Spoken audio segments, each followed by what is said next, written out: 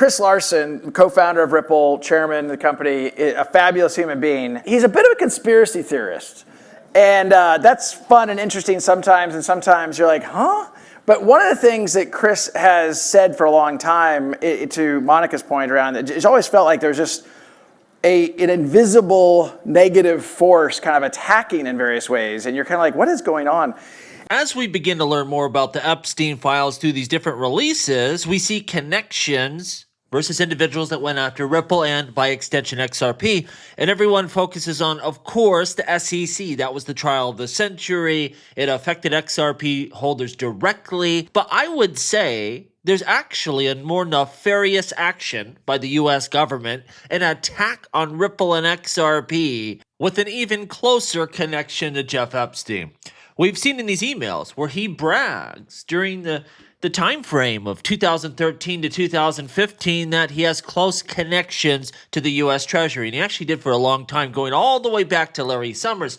But we see in this email his very close associate, Andrew Farkas, is having a meeting here, a breakfast with Jack Lew, who was the U.S. Treasury Secretary from 2013 to 2015. And after this meeting, he tells Jeffrey Epstein, a lot of stuff I'm going to have to share with you, and I'm going to schedule this week a follow-up meeting with Ben Losky. Now, if you know, Ben Losky at this time was working on bit licensures in New York and would later become, this is even scarier, a Ripple board member. So we don't know exactly what was discussed in this meeting. Again, Farkas tells Epstein, you're going to want to hear about this. This is interesting. We'll meet this week to discuss. But we can be assured it probably at least touched on cryptocurrencies because, again, he's doing this follow-up meeting directly after with Ben Losky. It's all associated in the same email. Now, Jack Lew, the U.S. Treasury, he's meeting with Epstein associates. Epstein says he has close ties with him. Maybe he does, maybe he doesn't. He definitely has proximity.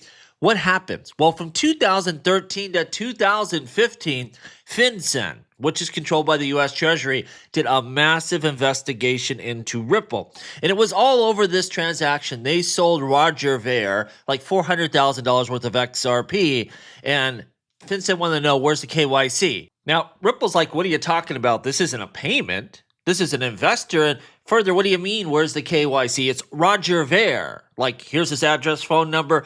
He's an investor in the company. He paid David Schwartz first year of his salaries. Look him up online. We know who he is. It's Roger Ver. But oh no. Out of everything they could have went over in crypto, you think about all the payments and transactions that have happened over the years in crypto with no KYC. They're coming after Ripple for selling some XRP to Roger Ver. There's a connection there. We'll come back to Roger. But this is nonsense. Now, what was the settlement?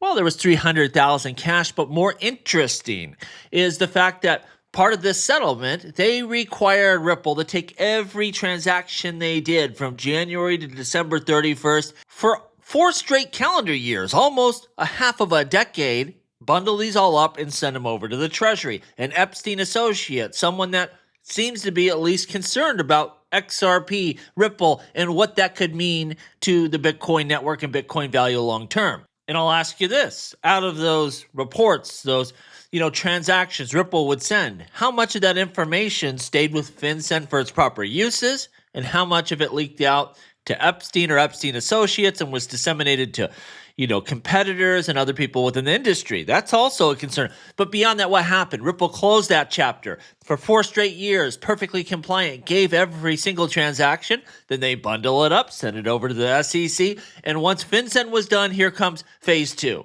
SEC armed with all of that data. They know where to go, what might be the violations, and they have the whole playbook here, and they go for the knockout blow, and they miss. They miss. And then it's almost like, you know what, we're going to have to explain this. Because why do we attack this one company and fail in court? And the judge says we're dishonest. And then they went on this spree of just suing everyone. I think some of that is just cover. Like, oh, we're not just attacking Ripple. That was just the opening stage. We're going after everyone. Like, sure didn't seem like that at the beginning. It wasn't until you lost this court case and was embarrassed on the public stage that you went on this, crazy sue everyone spree. You couldn't have thought you were going to win these court cases. Everyone had the Ripple playbook. They knew how to win, So why are you wasting this time, money, and effort? Well, I think it's just cover. Just to say, oh, we're just anti-crypto. We're not specific against Ripple and XRP. Now, the question is, why would someone that had an interest in Bitcoin, why would you specifically be worried about XRP and not, well, Ethereum, which is the number 2 cryptocurrency in the nation? Well, they're quite different, right? Ethereum is the compute layer. It is not the same. If you go over to Grayscale and they categorize everything, well, the currency, category is Bitcoin and number 2 XRP. They are direct competitors. Yeah, XRP is faster, more efficient, and more scalable, and it has extra features baked into the protocol, but it is different. It is in its own right a currency. Typically, when you're making a payment on the Ethereum blockchain, you're not sending ETH, right? You're using it in the different systems, but Ethereum isn't a currency in its own right. Not in the same way. It really is not the same. It is not a direct competitor. It's like back in the day, you have all these different internet companies, MySpace. When they looked at the landscape, they probably would be very concerned with Facebook, but not Google, Amazon, and Netflix. Even though they're all part of, this internet economy, they're not direct competitors. And I think it's the same way. XRP is a currency, foundational, not that much different. Yeah, the distribution method is different. The consensus mechanism is different. But XRP itself is a currency. And it is first and foremost a currency, which is different than other blockchains. So why does this all matter? Well, we should be worried about who's still in government that may have these ideas still, because we closed the FinCEN period, and well, here comes the SEC. What's next? When we get rolling, what reptilian is going to come crawling under a rock to throw another, grenade in our way and try to impede progress? Like, that is a concern. We can't just assume everyone is left and all is good now. And then this makes me think, why are they so interested in Roger Ver? Because let's be honest, his investment in XRP is meaningless. Why are they after him? Well, part of it is, again, he funded the early days of Ripple. He funded David Schwartz's salary for the first year. So that's part of it. But also, what is he most famous for? Besides, spreading Bitcoin and helping it scale and onboarding people. Well, they might be mad at him because he tried to take the Bitcoin network to a big block architecture. Now, I've always been the atom-backed, block stream type of mentality. Small blocks equal more decentralization. Yeah, the network might be less usable, but we must defend decentralization at all costs, have the most nodes, make it easy for everyone to participate. And I have to question everything now. Is Adam telling me that because he really believes that? Or does he think that's what's best for Bitcoin? Or is there someone else out there, a government agency, an Epstein, someone that is pushing this agenda?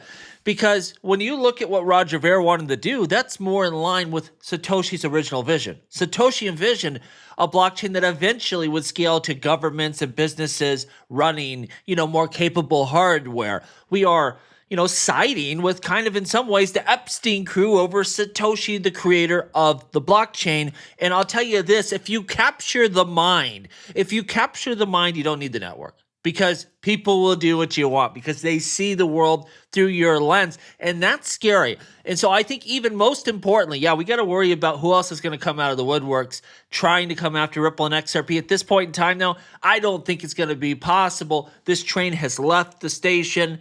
But furthermore, we have to, especially within Bitcoin, question all assumptions. Everything we think we know, because it is difficult to unknow what you think you know. And so if Bitcoin was a threat, might the U.S. government try to capture, again, the mind, the most important, say, oh, no, you don't want a fast, cheap Bitcoin. That ain't going to work. You want, a ton of little tiny nodes so everyone can run a node. I don't know. I mean, that would be genius, wouldn't it? And I don't know that I changed my mentality because, again, I've always looked up to Adam Back and Blockstream and their kind of outlook. But I have to challenge everything that I think I know because, well, maybe I don't. Maybe Roger Ver was right all along. He sure was right for much of the time. Early Bitcoin adoption, early investor in Ripple. Like, he knows more than I do, I can tell you that. And maybe the side that ultimately won didn't win for the right reasons. Maybe, again, there were people like Epstein capturing Bitcoin devs, controlling the narrative, controlling what went out to the public, and kind of controlling the mind. Again, that's the most important thing if you can capture that. It'll be interesting. Let me know what you think down below. As always, please like, please subscribe. The revolution will be televised right here on Jungle Link.